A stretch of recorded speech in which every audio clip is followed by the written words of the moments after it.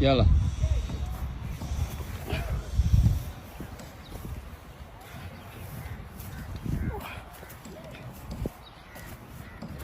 السلام عليكم ورحمة الله وبركاته.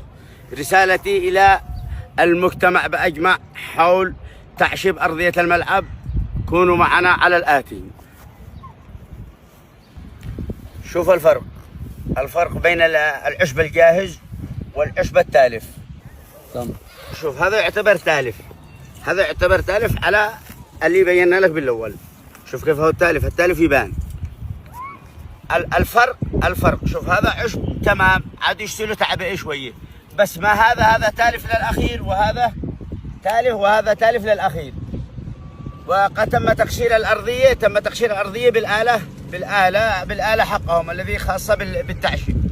وهذا ما حبينا نوضح لجمهورنا الحبيب. تحية.